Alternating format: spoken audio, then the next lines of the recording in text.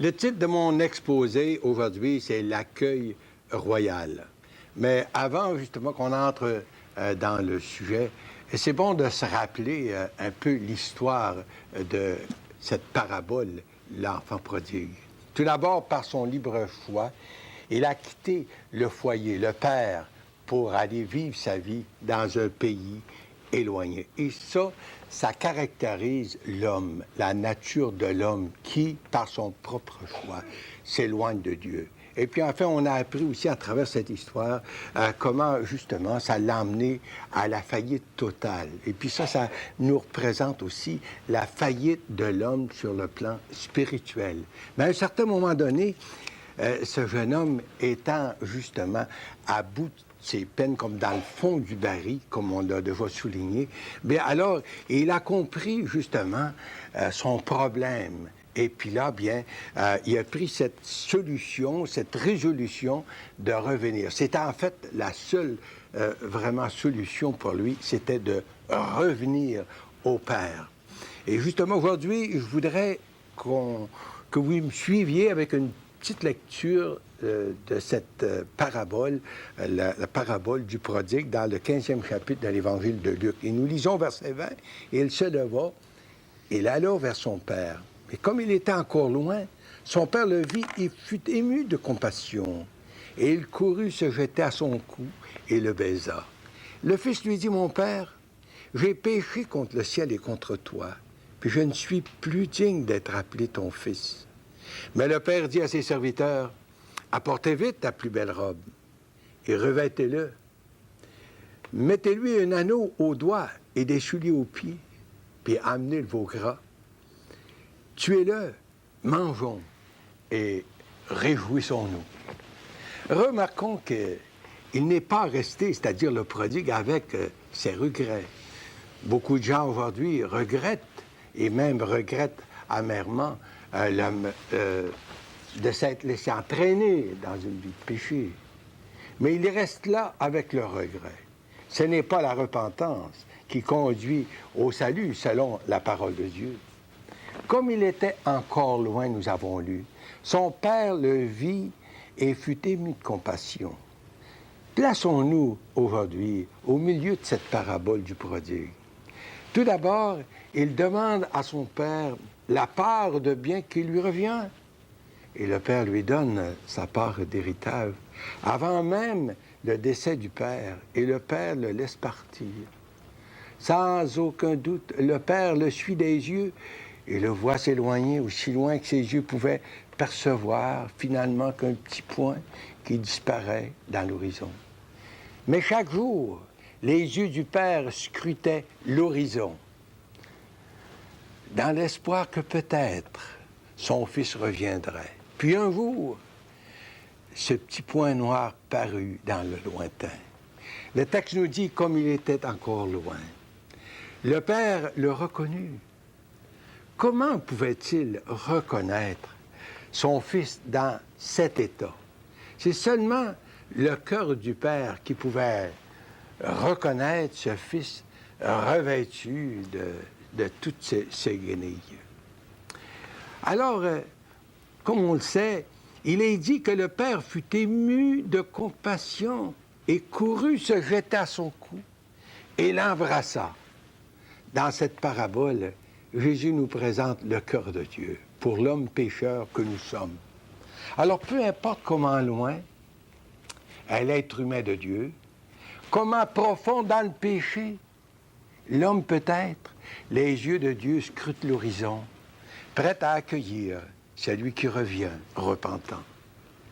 L'histoire nous dit que le père le prit dans ses bras et l'embrassa. Quel accueil palpitant! Et le fils de dire, « Mon père, j'ai péché contre le ciel et contre toi. Je ne suis pas digne d'être appelé ton fils. » Alors c'est dans les bras du père qu'il confesse son péché. Il y a ce verset qu'on retrouve dans le livre d'Isaïe, chapitre 1er, le verset 18, qui dit ceci. « Venez et plaidons, dit l'Éternel, si vos péchés sont comme la cramoisie, ils deviendront blancs comme la neige. S'ils sont rouges comme la pourpre, ils deviendront comme la neige. Il n'y a que Dieu qui, par le Saint-Esprit, peut plaider avec nous, avec l'homme, pour qu'on revienne à Jésus, tel que nous sommes. Il n'y a que Dieu qui, par Jésus, peut pardonner et nous rendre blancs comme la neige. N'est-ce pas merveilleux? C'est ce que fit le Père dans la parabole du prodigue. Lorsque le Fils est revenu, et c'est là tel qu'il était, en guenille, le Père a couru au-devant de lui. Il l'a pris dans ses bras pour l'embrasser. « Mon Père, j'ai péché contre le ciel et contre toi, puis je ne suis pas digne d'être appelé ton fils. » Je suis sûr que ce jour-là, il a pleuré. Ce n'était pas des larmes de crocodile qu'il a versées, mais des larmes de repentance qu'il a versées. Cher ami, c'est ce que nous avons tous besoin, une réconciliation avec Dieu.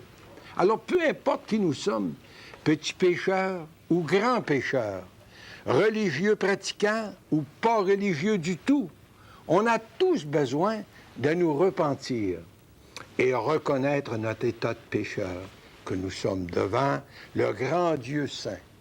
Il faut arrêter de nous comparer avec d'autres qui sont pires que nous. Il faut plutôt se mesurer ou se comparer à la justice de Dieu, se voir dans la lumière de Dieu. Car nous le savons bien, aucun péché n'entrera dans le ciel.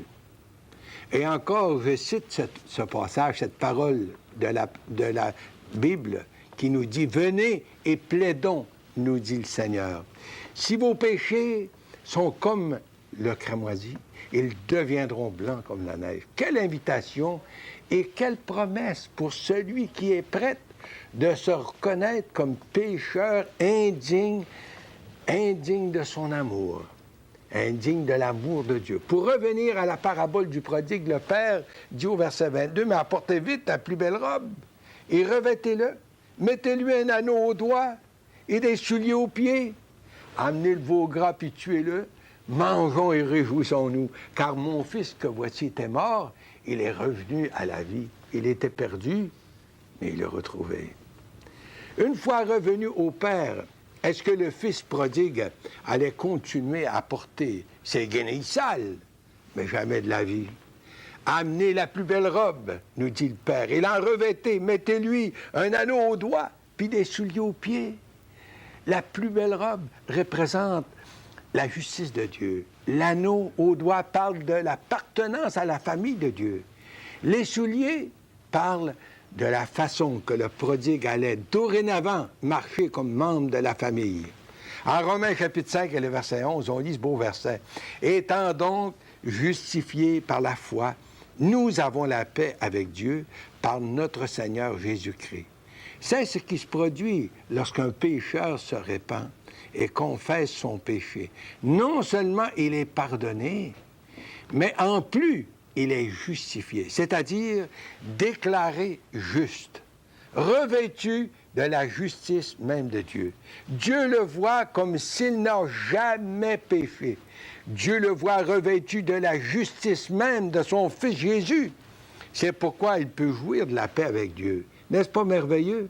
Le prophète Isaïe avait exprimé cette vérité en disant au chapitre 61, verset 10, « Je me réjouirai en Dieu, mon âme sera ravie d'allégresse en mon Dieu, car il m'a revêtu des vêtements du salut et il m'a couvert du manteau de la délivrance. » Et de plus, en 2 Corinthiens, chapitre 5, verset 21, on lit ceci, « Celui qui n'a pas connu le péché, c'est-à-dire Jésus, Dieu le Père l'a fait devenir péché pour nous, afin que nous devenions la justice de Dieu. » C'est ça qui est formidable. Dans ces textes de la parole de Dieu, nous avons la réponse, le comment Dieu, qui est 3 fois saint et juste, peut acquitter le pécheur et le revêtir de sa justice. Le Saint Fils de Dieu a pris ma place de pécheur et a fait expiation pour mon péché, afin de me revêtir de sa justice à lui.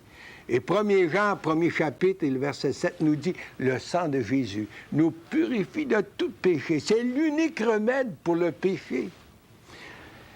Ce remède se trouve dans le sacrifice de la croix et le sang de Jésus versé pour l'homme pécheur. Cher ami, comme nous l'enseigne si bien Jésus dans cette parabole du prodigue, vous comme moi avons besoin de venir à Jésus avec un cœur repentant, lui confesser avec ces mêmes paroles. J'ai péché, je ne suis pas digne. Je me place sous le sang de la croix, purifie-moi, et je serai plus blanc que neige. Que le Seigneur le veuille, que ce soit votre lot aujourd'hui pour sa gloire. Amen.